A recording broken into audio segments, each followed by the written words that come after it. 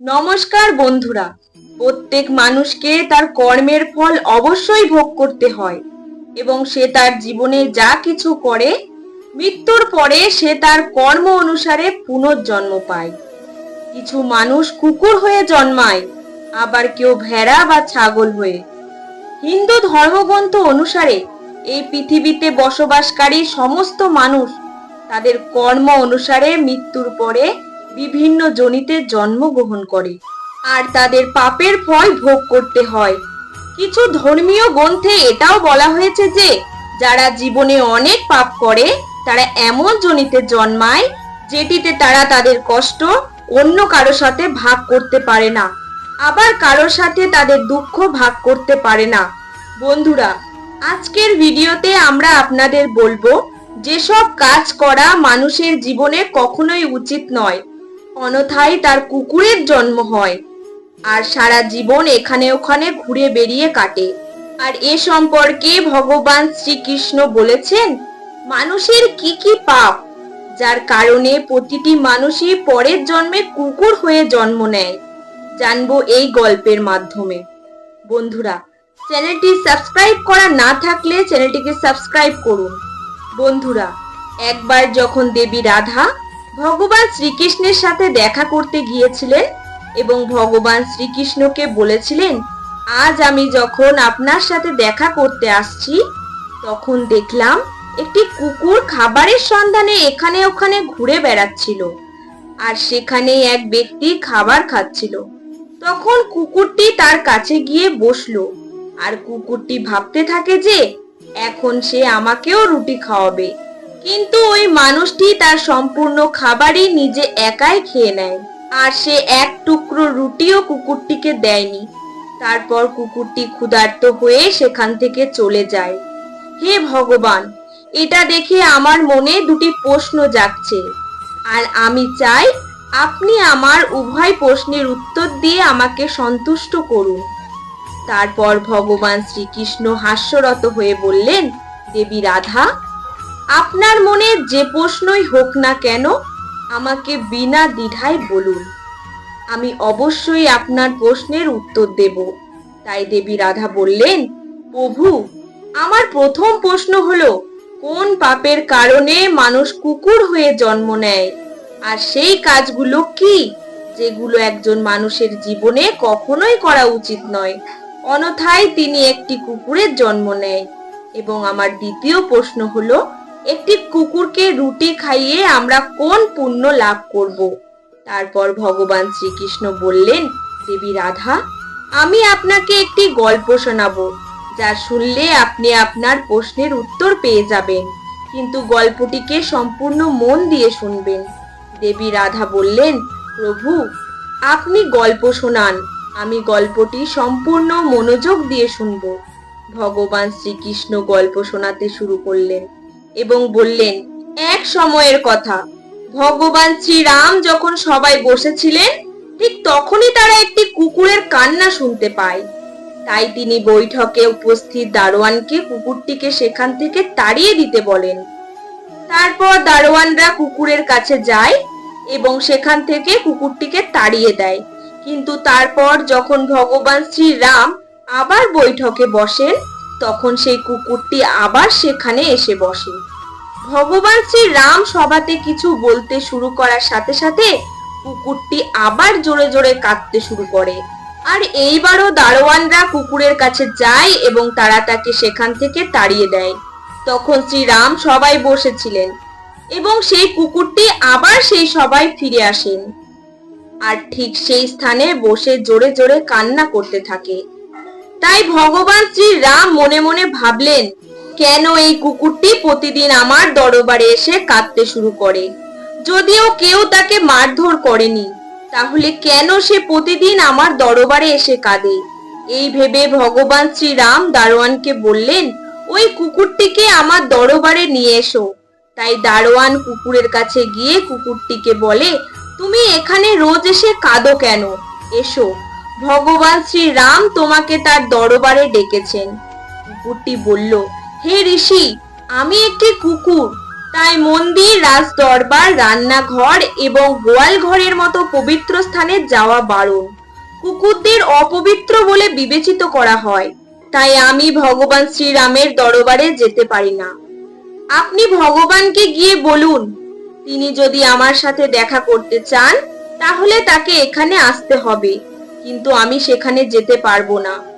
কুকুরের কথা শুনে দারোয়ান ভগবান শ্রীরামের কাছে যায়, আর যেসব কথা কুকুর তাকে বলেছে সেই সব কথা তিনি ভগবান রামকে গিয়ে বলেন। তারপর ভগবান শ্রীরাম কুকুরের কাছে আসেন এবং বলেন, কেন তুমি প্রতিদিন আমার দরবারে এসে কাঁদো? আমার দারোয়ান কি তোমাকে আঘাত করেছে, নাকি আমি কিছু ভুল করেছি? তারপর কুকুরটি বলল, না প্রভু, না আপনার দ্বারা কোনো ভুল হয়েছে, না আপনার দারোয়ান আমাকে মেরেছে। তারপর ভগবান রাম বলেন, তাহলে তুমি কেন প্রত্যেকদিন আমার দরবারে এসে কান্না করো? তখন ওই কুকুরটি বলে, একজন সন্ন্যাসী আমাকে পাথর দিয়ে মেরেছে, যার কারণে আমার একটি পা ভেঙে গেছে, আর এখন আমি ঠিকমতো হাঁটতেও পারছি না এবং আমার খুব ব্যথা হচ্ছে প্রভু। তাই আমি আপনার দরবারে এসে কাঁদি। প্রভু, আমি শুনেছি যে আপনি সবার ন্যায় বিচার করেন, তাহলে প্রভু আপনি আমারও ন্যায় বিচার করুন এবং সেই সন্ন্যাসীকেও শাস্তি দিন। সেই কুকুরের কথা শুনে ভগবান শ্রীরাম খুবই দুঃখ পেয়েছিলেন এবং তার সৈন্যদের বলেন, ওই সন্ন্যাসীকে আমার দরবারে নিয়ে আসুন, আমি অবশ্যই তাকে শাস্তি দেব।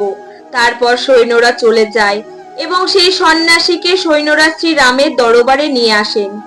তারপর ভগবান শ্রীরাম ওই সন্ন্যাসীকে জিজ্ঞাসা করেন, ওই কুকুরটি যা বলছে তা কি সত্য?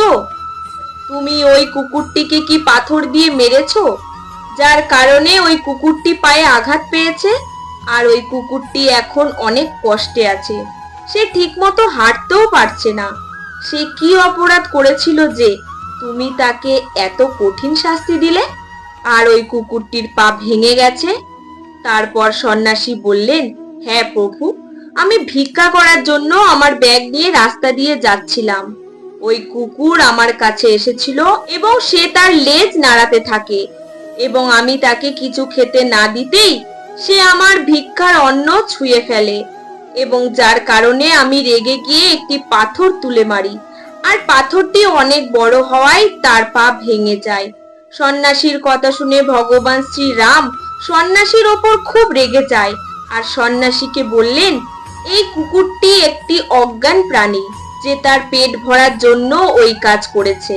তার এই জ্ঞান নেই যে কারো অন্ন স্পর্শ করতে নেই, তার জন্য কুকুরটি এই কাজটি করেছে।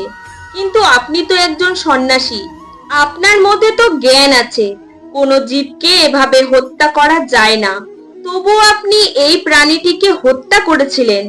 তাই অপরাধ এই কুকুরটির নয়, আপনি করেছিলেন। আপনি এত বড় জ্ঞানী হওয়া সত্ত্বেও এই কুকুরটিকে মেরেছেন, সেজন্য আপনাকেই অপরাধী মনে করা হবে। তখন ভগবান শ্রীরাম কুকুরটিকে বললেন যে, এই সন্ন্যাসী তোমার অপরাধী, তাহলে তুমি বলো এই সন্ন্যাসীকে কি শাস্তি দেওয়া উচিত? কুকুরটি বলে, এই সন্ন্যাসীকে কোনো নগরের রাজা করে দাও। তারপর প্রভু শ্রীরাম বলেন, ঠিক আছে, এই সন্ন্যাসীকে কোনো নগরের রাজা বানিয়ে দেওয়া হবে।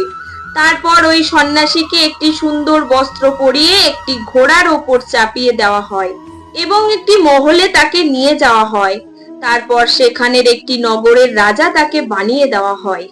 তারপর যখন ওই সন্ন্যাসী রাজা হলেন, সে খুব খুশি হয়েছিলেন আর মনে মনে ভাবতে লাগলেন যে কুকুরটা সত্যিই পাগল, আমি তার পা ভেঙেছি আর সে আমাকে শাস্তি দেওয়ার পরিবর্তে এই শহরের রাজা বানিয়ে দিলেন। তখন কেউ এই কথাটা বুঝতে পারেনি যে সন্ন্যাসীটিকে কুকুরটি শাস্তি না দিয়ে তাকে শহরের রাজা করলেন কেন।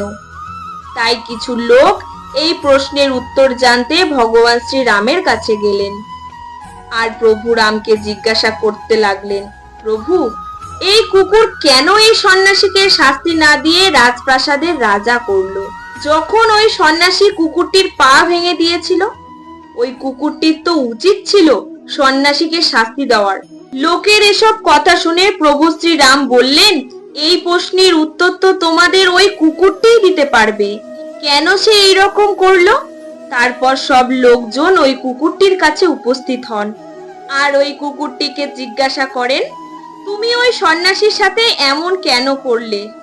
ওনাকে শাস্তি দেওয়ার পরিবর্তে ওনাকে একটি নগরের রাজা কেন করে দিলে? সে তোমার একটি পা ভেঙে দিয়েছিল। তখন ওই কুকুরটি হেসে বলেন, আপনারা জানতে চান আমি কেন ওই সন্ন্যাসীকে শাস্তি দেওয়ার পরিবর্তে সন্ন্যাসীকে এক রাজ্যের রাজা কেন বানালাম? তাহলে শোনেন, আমিও আগের জন্মে একটি নগরের রাজা ছিলাম, আর আমি গরিবদের উপর খুব নির্যাতন করতাম।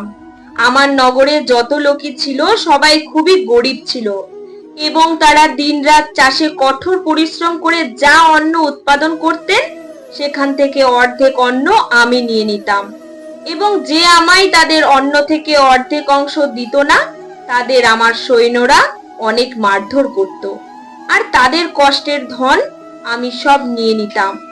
পূর্ব জন্মে আমি অনেক পাপ করেছি, যার কারণে এই জন্মে আমি কুকুর হয়ে জন্ম নিয়েছি, এবং এখন আমি পূর্ব জন্মের করা পাপের ফল ভোগ করছি।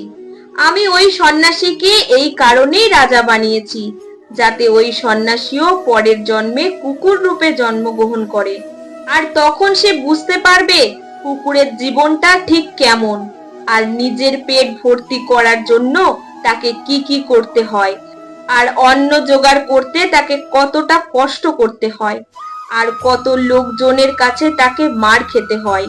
ওই কুকুরের কথা শোনার পর তারা সবাই বুঝতে পারে কেন কুকুরটি ওই সন্ন্যাসীকে রাজা বানিয়েছিলেন। বন্ধুরা, তারপর ভগবান শ্রীকৃষ্ণ দেবী রাধাকে বললেন, হে দেবী, এবার আমি আপনাকে ভালোবেসে উভয় প্রশ্নের উত্তর দেব। আপনার প্রথম প্রশ্নটি ছিল যে এমন কোন কাজ যা কোনো মানুষের করা উচিত নয়, নয়তো সেই ব্যক্তি কুকুর রূপে জন্ম নেবে। যেসব মানুষ ওই রাজার মতো তার জীবনে অনেক বেশি অপরাধ করে তারা কুকুর রূপে জন্ম নেয়। আর আপনার দ্বিতীয় প্রশ্ন ছিল যে কোনো কুকুরকে রুটি খাওয়ালে আমরা কোন পুণ্য লাভ করব। যে মানুষ কুকুরকে খাবার দেয় তারা তাদের জীবনে করা সমস্ত পাপ থেকে মুক্তি পায়, এবং তার জীবনে অজান্তে করে যাওয়া পাপ নষ্ট হয়ে যায়। এর জন্য প্রত্যেক ব্যক্তিকে কুকুর তথা ভিখারিকে রুটি খাওয়ানোর দরকার। তারপর দেবী রাধা বলেন, প্রভু, পৃথিবী লোকে এমন কিছু মানুষ আছে যারা তাদের দরজায় আসা কুকুরকে মেরে তাড়িয়ে দেয়, আর কখনোই তারা কুকুর তথা গাইকে রুটি খাওয়ায় না, কিন্তু তারা পূজা পাঠ অনেক করে থাকে। এই সমস্ত লোকদের পূজা দেবদেবীরা স্বীকার করেন। ভগবান শ্রীকৃষ্ণ হাসি মুখে বলেন, এমন মানুষ যারা গঙ্গায় যায় তাদের পাপ ধোয়ার জন্য, আর সেখান থেকে এসেই আবার তারা পাপ করতে শুরু করে। দেবী রাধা বলেন, গঙ্গায় স্নান করলে কি পাপ ধুয়ে যায় না? তারপর ভগবান শ্রীকৃষ্ণ বললেন, গঙ্গায় স্নান করলে সেই সমস্ত পাপ ধুয়ে যায় যা অজান্তে করা হয়।